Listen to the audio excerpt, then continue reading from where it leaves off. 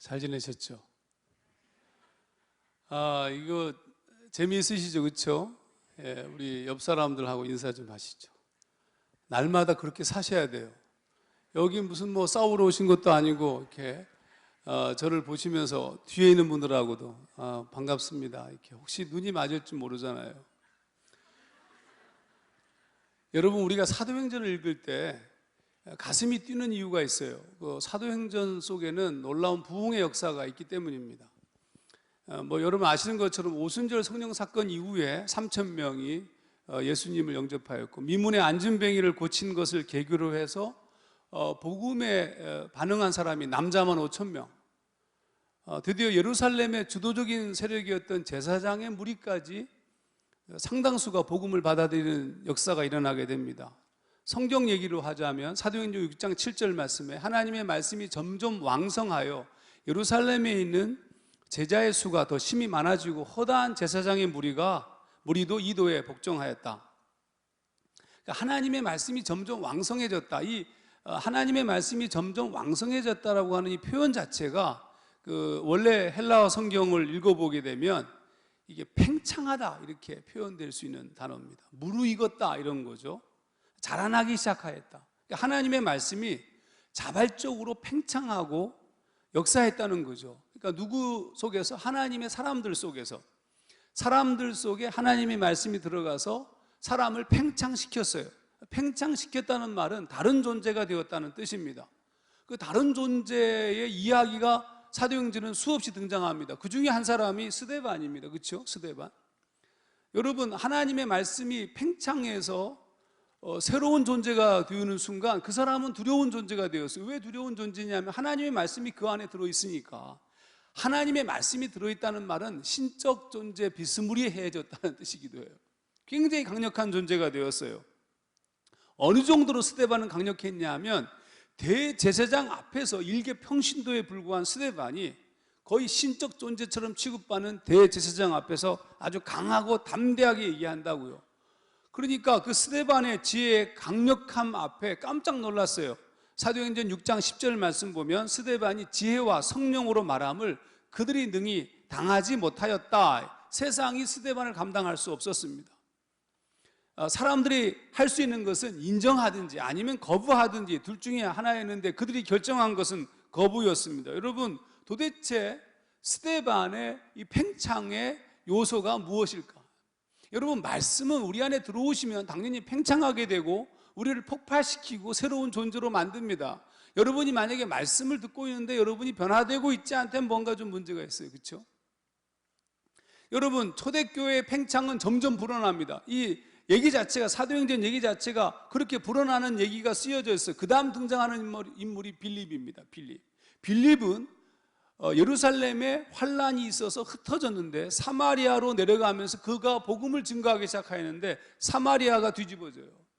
또 그렇게 복음을 들은 사람이 안디옥, 그리고 세상 구석구석에서 폭파하기 시작합니다. 사도행전 11장 20절에서 21절만 읽어볼게요. 그 중에 구브로와 구레네 몇 사람이 안디옥에 이르러 헬라인에게도 말하여 주 예수를 전파하니 주의 손이 그들과 함께 하심에 수많은 사람들이 믿고 주께 돌아오더라. 초대교회 평창은 한마디로 말해서 감당할 수 없는 사람들의 등장을 의미했어요. 여러분, 팽창, 엄청난 역사. 히브리서는 이렇게 정리합니다. 히브리서 11장 36절에서 38절, 또 어떤 이들은 조롱과 채찍질 뿐 아니라 결박과 옥에 갇히는 시련도 받았으며 돌로 치는 것과 톱으로 켜는 것과 시험과 칼로 죽임을 당하고 양과 염소의 가죽을 입고 유리하여 궁핍과 환난과 학대를 받았으니 이런 사람은 세상이 감당하지 못하느니라. 세상이 감당할 수 없다. 이 세상이라는 그릇이 그들을 담지 못했다는 거예요. 이 세상의 엄청난 시련과 환난도 그들을 막지 못했다. 이것이 성경의 이야기예요. 이게. 여러분, 그렇다면 이제 오늘 제가 여러분과 얘기하고 싶은 주제입니다. 도대체 이런 팽창이 어떻게 해서 이루어진 것일까? 여러분, 지금 우리 시대가 살고 있는데 우리 시대의 관심사가 뭔지 아십니까? 저는 요즘에 깜짝 놀라는 게 있어요. 물론 뭐 과거에도 놀랐지만 요즘에 특별히 놀라는 게 있는데 한 사람 때문에 놀라고 있습니다. 여러분도 잘 아시는 안철수 현상, 그렇죠? 안철수가 안철수 씨가 완전히 우리나라를 다 완전히 어떤 의미에서든지 간에 초토화시켰어요. 그렇죠? 초토화시켰죠. 안철수가 등장하는 순간 수없이 많은 사람이 열광하든지, 아니 난리가 났어요. 왜 난리가 난 줄 아십니까? 안철수니까. 여러분, 우리는 없잖아요. 아니 이게 여러분 갑자기 좀 이상한 생각이 들지 않습니까? 여러분 만약에 지금 저는 뭐 교회라든지 공동체라든지 어떤 집단이 세력화되는 거 별로 관심 없습니다.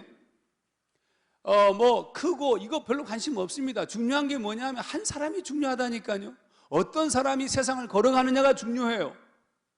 안철수라는 한 사람이 현상이 무엇이냐 하면 그 사람이 지나가는데, 싸이가 지나가는데 세상이 바뀌잖아요. 특히 싸이가 지나가면서 죄송합니다. 이 배 나온 사람들이 자신감을 갖게 됐잖아요. 여러분, 그들이 지나가면서 세상을 완전히 초토화시켰어요. 근데 우리에게는 없다니까요. 만약에 여러분 한번 생각해 보십시오. 제대로 된 말씀이 제대로 들어가서 새롭게 존재로 바뀐 그런 크리스찬들이 국회의원이 되고, 그들이 10명만 있어도 말이죠. 그들이 경제적인 영역에서 하나님의 사람으로 살기만 하면 경제 민주화 얘기할 것도 없어요. 민주화는 구호가 이루어지는 것이 아니라 그냥 살면 끝나는 거예요. 그게 교육의 현장에서, 그게 문화의 영역에서. 그런데 없는 거잖아요. 크리스찬이 많지만 무슨 소용이 있어요? 말씀이 팽창하면 세상이 감당할 수는 없는 사람들이 이 땅에 충만하게 되는데, 지금 무슨 일이 벌어졌냐면 세상이 충분히 감당할 수 있는 크리스찬만 있어요. 아니 세상이 부담스러워하죠. 제발 우리 사장님은 장로님이 아니기를 바래 했는데 장로님이야.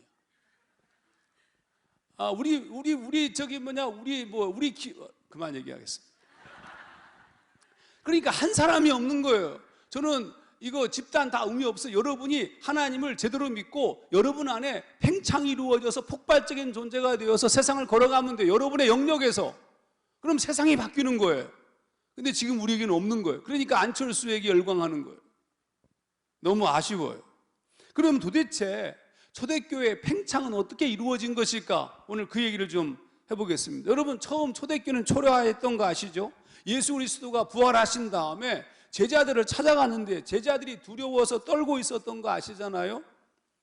마가 요한의 집에 다락방에 모여서 숨지기고 있었던 것, 그거 아시잖아요? 그들은 위축되었고 감소하고 있었고, 그런 제자들을 바라보면서 주님이 하신 말씀은 첫 번째가 평안을 준다는 말씀 아니었습니까? 그리고 요청한 것은 기다리고 떠나지 말고, 예루살렘을 떠나지 말고 기다려라, 이거밖에 없었어요. 그들은 진짜 아무것도 아닌 그런 존재들이었어요. 진짜 아무것도 아니었어요. 그런데 여러분, 그러면 도대체 어떻게 그 존재가 기가 막히게 나중에 순교를 감당할 수 있을 만한 그런 놀라운 존재로 바뀌었고, 그들의 제자인 스데반, 빌립 할 것 없이 기가 막힌 존재가 나와서 세상을 지배할 만큼 세상에 감당할 수 없는 존재로 발전되어진 이유가 도대체 뭘까? 그 시작이 무엇인가? 사도행전 1장 15절 이하를 보면 그 마가의 다락방에서 그들이 했던 게 두 가지가 있어요. 두 가지. 첫 번째는 뭐냐면 그들이 주님의 말씀을 쫓아서 떠나지 않고 기다리면서 두 가지를 했는데, 첫 번째는 베드로가 말씀을 전하는 것에서 알 수 있듯이 말씀을 나누는 것이었고, 또 하나는 기도하는 것이었습니다. 이건 나중에 반복되어져요. 여러분, 나중에 교회가 팽창해지면서 어떤 문제가 발생했느냐 하면 교회 내부적으로 헬라파 유대인과 또 히브리파 유대인의 구제 문제를 가지고 서로 싸우기 시작했어요. 갈등이 일어났다니까요. 갈등이 일어나니까 제자들이 무슨 결정을 하냐 하면 우리는 말씀과 기도를 하는 거에만 전무하겠다. 모든 행정과 모든 업무를 평신도들에게 이양해요. 와, 멋있죠? 이건 놀라운 영성이에요. 아니, 솔직히 말해서 구제 문제를 가지고 서로 좀 싸우면 목사님들이 더 열심을 다해서 자기가 전부 치리하려고 그러는데, 그 순간 무엇을 보냐 하면 우리는 말씀과 기도에 전무하겠대. 죽음이죠. 죽음이잖아요, 이게. 놀라운 존재들 아닙니까? 여러분, 초대교회가 했던 것은 두 가지예요. 말씀과 기도예요. 문제가 생기면 말씀을 듣고 기도하는 쪽으로 흘렀다니까요, 이게.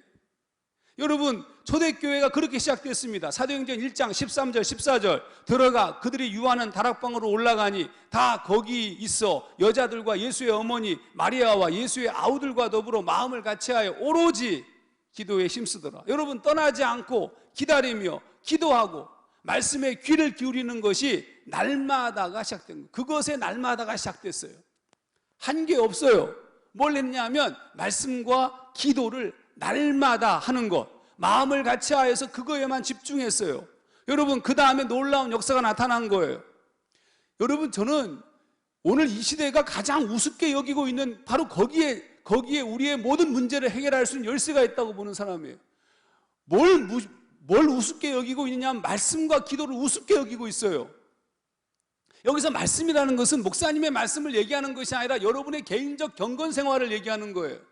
하루 매일매일 큐티와 말씀을 통해서 하나님의 말씀을 내가 개인적으로 그 말씀을 듣고 그 말씀이 내 안에 들어와 나를 팽창하는 경험이 없이는 여러분 소용이 없어요. 그러니까 맨날 좋은 목사님만 찾아가잖아요. 기가 막힌 말씀을 전해주는 말씀. 근데 대부분이 기가 막힌 좋은 말씀들은 달콤할 수 있어요. 달콤할 수 있어요.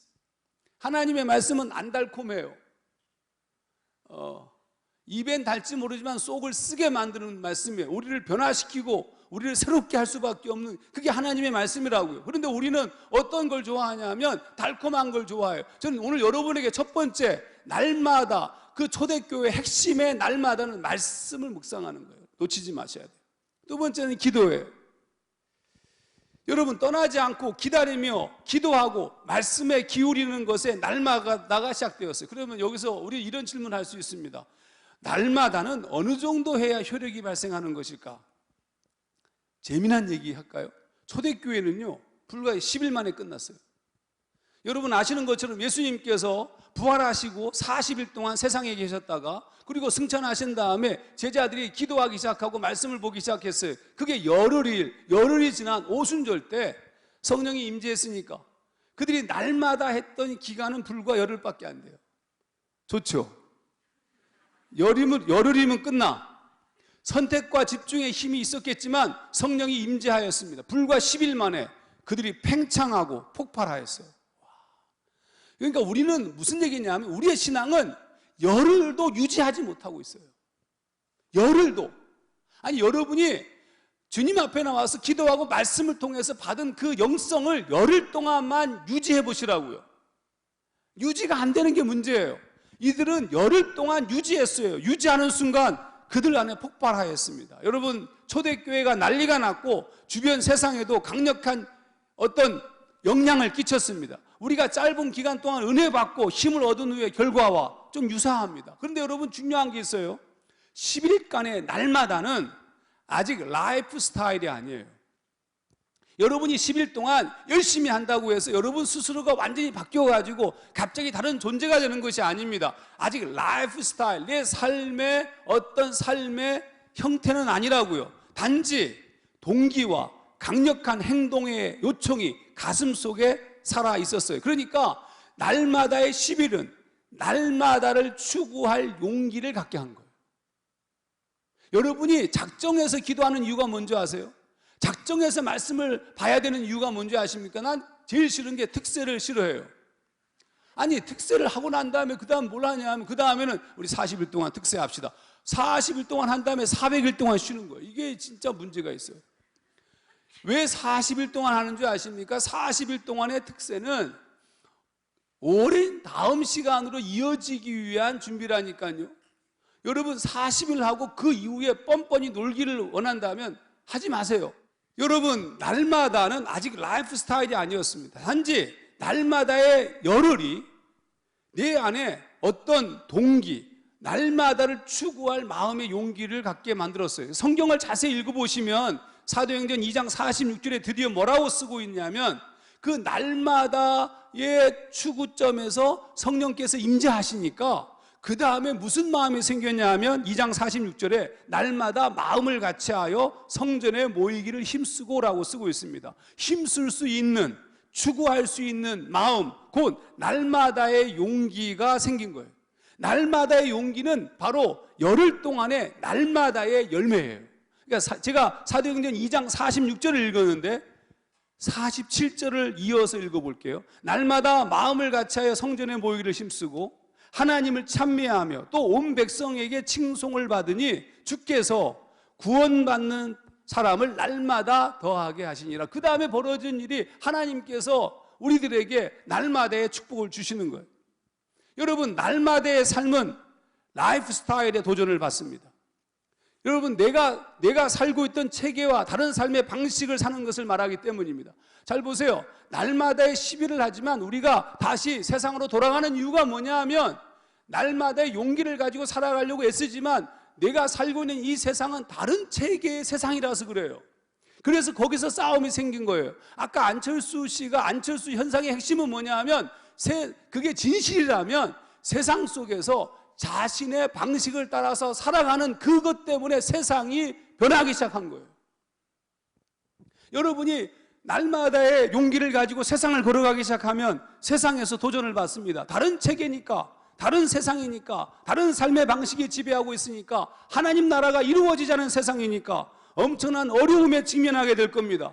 성경에도 똑같은 일이 벌어졌어요. 사람들이 날마다의 라이프 스타일을 가지고 살아가고 있는 그들을 가만히 놔두지 않았죠. 사도들을 잡아다가 감옥에 가뒀어요.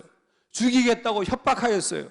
근데 의미가 없어요. 왜냐하면 이미 그들은 날마다가 주는 용기를 갖고 있는 상태였어요.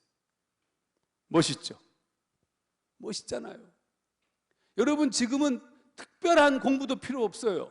특별한 제자 훈련이 필요한 것도 아니에요, 여러분. 어떻게 보자면 내가 내 마음을 지키면서 하나님 앞에 날마다 걸어갈 수 있는 존재가 되는 것, 그거 전부예요. 나머지는 하나님께서 성령을 쫓아서 우리에게 수없이 말씀하시고 가르치시고 보여주시고 지시하시고 인도하신다니까요.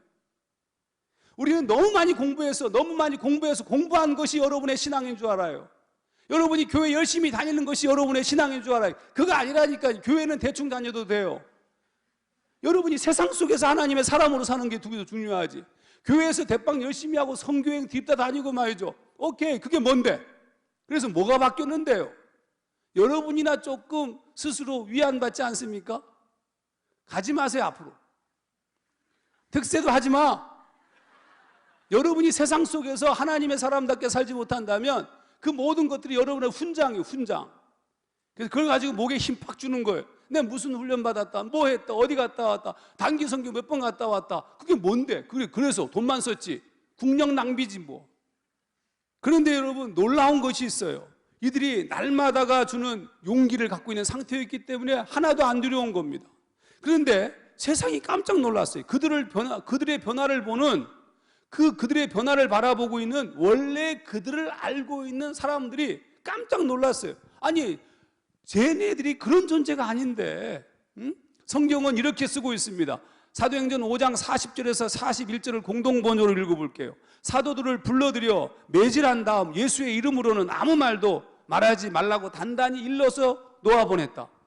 사도들은 예수의 이름으로 말미암아 모욕을 당하게 된 것을 특권으로 생각하고 기뻐하면서 의회를 물러나왔다. 여러분, 제자들도 자신의 모습을 보면서 스스로 놀라고 기뻐했다니까.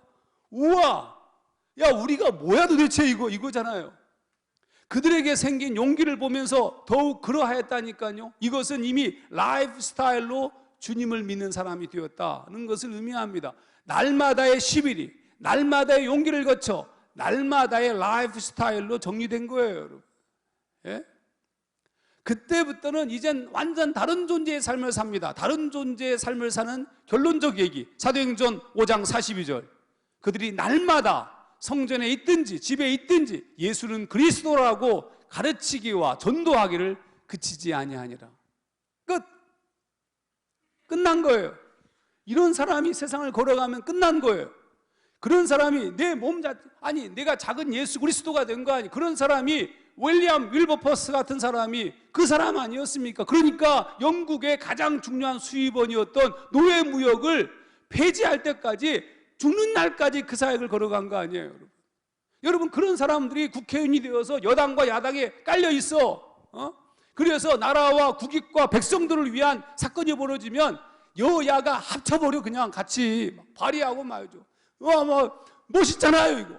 날마다의 시비리, 날마다의 용기를 거쳐 날마다의 라이프 스타일로 정리되는 순간 교회는 단순한 부흥이 아니라 놀라운 부흥을 경험하기 시작한 거예요. 그 얘기를 아까 제가 초반에 얘기했어요. 그 구절을 제가 아까 5장 42절 얘기했었죠. 날마다 그렇게 했다는 거. 6장 7절은 최종 결론이에요. 하나님의 말씀이 점점 왕성하여 예루살렘에 있는 제자의 수가 더 심히 많아지고, 여기가 압권이에요. 허다한 제사장의 무리도 이도에 복종하니라. 세상 제사장이 그 당시에는 설득해야 될 끝사람이에요. 그들이 복종하였다는 거예요. 오늘 이 시대에 이런 기적이 일어나지 않는 이유가 무엇입니까? 날마다의 상실입니다. 날마다 사는 한 사람이 사라졌기 때문입니다.